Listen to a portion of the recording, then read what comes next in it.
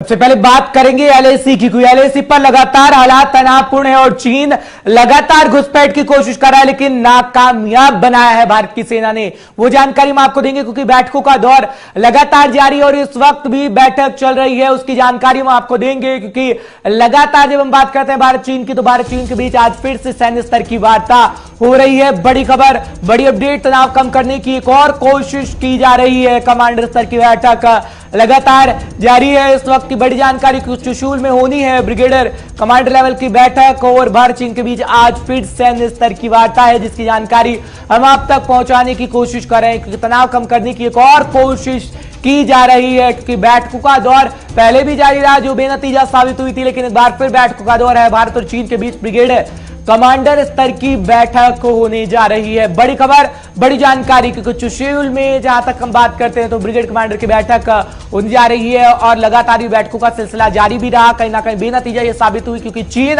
अपनी हरकतों से बाज नहीं आ रहा, चीन अपनी चालबाजी से बाज नहीं आ रहा, जिसको लेकर लगातार बैठकों का दौर जारी है। क्योंकि भारत की सेना की बात करें तो भारतीय सेना लगातार मुंह तोड़ जवाब दे रही है और उनकी कोशिश पर पानी फेर रही है। चीनी सेना की कोशिशों पर पानी फेरा जा रहा है, क्योंकि पहाड़ी इलाकों पर कब्जा करना चाहता है चीन, लेकिन भारतीय सेना वहां पर डटी हुई है। राजेश कुमार हमारे साथ जुड़े हैं, रक्षा मामलों के जानकार ऑनलाइन पर इस वक्त हमारे साथ जुड़े हैं। राजेश, जानकारी दीजिएगा, क्या कुछ आपके पास खबर है? क्योंकि एक बार फिर कोशिश की गई है चीन की तरफ से नापाक, लेकिन भारतीय सेना मुस्तैदी से तैनाती, जिसके कारण दुम दमाकर भाग गए हैं चीनी सैनिक। हाँ बिल्कुल हर्ष, चीन की सेना की तरफ से कोशिश की गई है। और जब मेरी कल बातचीत हो रही थी, चीन कोशिश करेगा और उसी प्रकार की चीन की तरफ से कोशिश की गई है। चीन ने चुमार सेक्टर में आने की कोशिश की, चीन ने द्वारा से जो ब्लैक टॉप है उस पर कब्जा करने की कोशिश की, लेकिन भारत ने अपनी रणनीति में टोटली बदलाव कर दिया है। हर्ष, हमें होगा, अभी तक भारत डिफेंसिव मूड में था, लेकिन अब भारत एग्रेसिव मूड में आ चुका है। अब सरकार की परमिशन मिलने के बाद भारतीय सेना एग्रेसिव मूड में है और हर वो ऊंची चोटी भारत के कब्जे में है जहां से चीन को चोट पहुंचाई जा सकती है। तो यानी कि अब चीन बैठ है और यही वजह है कि 2 दिन से चीन के चाहे विदेश मंत्री हो, विदेश मंत्रालय हो, रक्षा मंत्रालय हो, ग्लोबल टाइम्स हो, सब अब शांति की बात कर रहे हैं और कह रहे हैं कि हम भारत के साथ बैठ के पूरे मसले को सुलझाना चाहते हैं। यानी कि भारत अब उस स्थिति में पहुंच चुका है जहां से वो चीन को बोल सकता है कि अब आप पीछे हटो, क्योंकि चीन को इस प्रकार की उम्मीद नहीं थी हर्ष कि भारत इस प्रकार की कार्रवाई करेगा, सारी ऊंची चोटियों पर भारत बैठ जाएगा। लेकिन हर्ष, इसमें 2-3 चीजें क्लियर करना और भी अपने दर्शकों के लिए बहुत जरूरी है कि भारत जहां पर बैठा है, चाहे वो ब्लैक टॉप हो, चाहे हेलमेट टॉप की बात हो या चुमार की बात हो, वो सब हमारा एलएसी है, हमारी अपनी जगह है, वो चीन की जगह नहीं है। हम चीन के अंदर नहीं गए हैं। हालांकि वो बात अलग है कि चीन उस जगह पे दावा करता है, लेकिन वो हमारी जगह है और हम अपनी जगह पे बैठे हैं, तो इसलिए चीन का कोई भी ऐतराज इस पे बनता नहीं है। बिल्कुल जी जी राजेश, लेकिन अगर हम बात करते हैं जिस तरीके से वो हमारी जमीन है और हमारी जमीन को हमेशा से चीन अपना बताता रहा है, चाहे फिर चीनी विदेश मंत्रालय की हम बात करें, क्योंकि राग उतने लापता गलवान घाटी को लेकर भी हो रहा। अब जब अलग अलग इलाकों को लेकर चीन राग अलाप रहा है, क्योंकि भारत की जहां तक हम बात करते हैं तो भारत लगातार कार्रवाई की अब तैयारी में है, क्योंकि चीन को करारा जवाब दिया जाएगा। हालांकि हमारी सेना अलर्ट पर हो, चाहे फिर धरती पर हो, चाहे फिर जमीन पर, इस वक्त अलर्ट पर है हमारी सेना। राजेश, हाँ बिल्कुल हाई अलर्ट पे, और इसी के साथ हर्ष मैं आपको ये बता दूं कि उत्तराखंड में बहुत ज्यादा मोबिलाइजेशन इंडियन आर्मी का देखा गया है।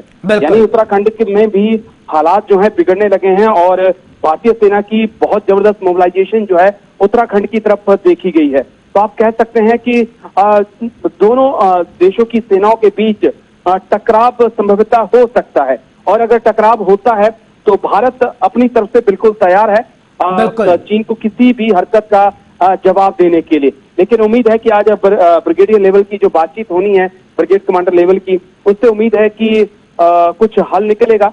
लेकिन अब सबसे मजबूत बात हर चीज है कि हम टेबल पे मजबूत हैं, हम उस टेबल पे मजबूत हैं जिसमें अभी तक चीन मजबूती का दम भर रहा था।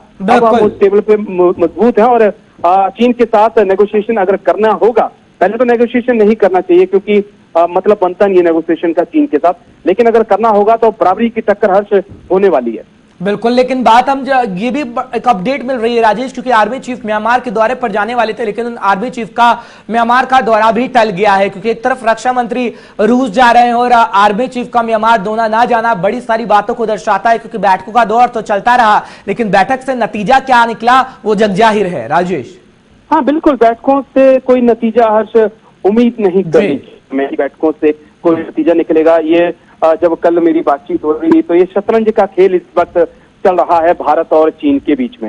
सच हकीकत यही है और सारे चाहते हैं कि जो मजबूत घोड़े हैं वो उनके पक्ष में हो। तो भारत ने बिल्कुल अहम चोटियों पे अपना कब्जा जमा लिया है।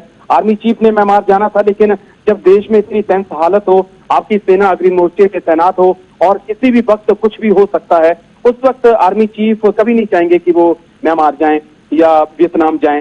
डिफेंस मिनिस्टर का आज दौरा है, डिफेंस मिनिस्टर जहाज निकल चुके हैं रूस के लिए, तो वो दौरा जो है काफी अहम है हर्ष।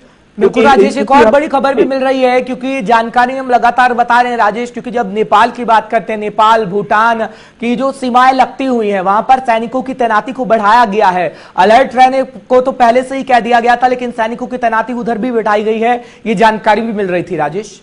अब देखिए हर्ष, ऐसा है कि नेपाल को लेकर और भूटान को लेकर हुआ बनाने की जरूरत नहीं है। बेशक केपी ओली की मानसिकता जो भी हो, शी जिनपिंग जो चाहते हैं वो बोलते हो, लेकिन नेपाल के लोग और नेपाली भारत के साथ थे, हैं और रहेंगे, क्योंकि उन्हें भी अच्छे से पता है कि केपी ओली आए हैं, केपी ओली चले जाएंगे, लेकिन भारत के साथ उनका सदियों पुराना रिश्ता है। ये आज भी है, कल भी रहेगा और आने वाले समय में रहेगा। और हर समय ये चीज बड़ी अहम सोचनी होगी और समझनी होगी कि भारत में कम से कम ज्यादा नहीं है तो 60 से 70 हजार जवान नेपाली हैं, गोरखा रेजिमेंट के हैं, है ना, और वो पूरी तरह से भारत के लिए प्रतिबद्ध हैं और भारत उनके लिए प्रतिबद्ध है।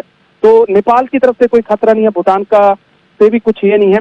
खतरा सिर्फ दुश्मन सिर्फ इस वक्त एक है, वो चीन है, और चीन को जवाब देने के लिए जो है भारतीय सेना बिल्कुल तैयार है। और भारतीय सेना में जब बात करता हूँ तो रेजिमेंट भी उसमें शामिल होती है हर्ष। बिल्कुल, आप बहुत बहुत शुक्रिया राजेश, तमाम जानकारी हम तक पहुंचाने के लिए, हमारे दर्शकों को अपडेट करने के लिए। राजेश जिस तरीके से बता रहे थे, क्योंकि बड़ी जानकारी हम आपको दे रहे हैं, क्योंकि ब्रिगेडियर कमांडर स्तर की बैठक होनी है और लगातार जो सैन्य स्तर की वार्ता है पहले की अगर हम बात करते हैं तो बेनतीजा वो साबित रही है, लेकिन आज कुछ उम्मीद जगी है, क्योंकि रूस दौरे पर रक्षा मंत्री रवाना हो गए हैं। और बात अगर हम करें एलएसी की, तो एलएसी पर किस तरीके से तनावपूर्ण हालात हैं और बार बार जो चीनी सैनिक चालाकी करने की कोशिश कर रहे हैं, लेकिन भारत की तरफ से लगातार मुंहतोड़ जवाब दिया जा रहा है। पहले जब ये कोशिश की गई थी, नाकामयाबी से बना दिया गया था पैंगोंग में, लेकिन एक बार फिर ये खबर है कि 1 तारीख को और 31 तारीख को चीन की तरफ से घुसपैठ की गई है, लेकिन भारतीय सेना पूरी तरीके से अलर्ट थी, मुस्तैद थी, इसलिए वो दुम दबाकर भाग गए हैं।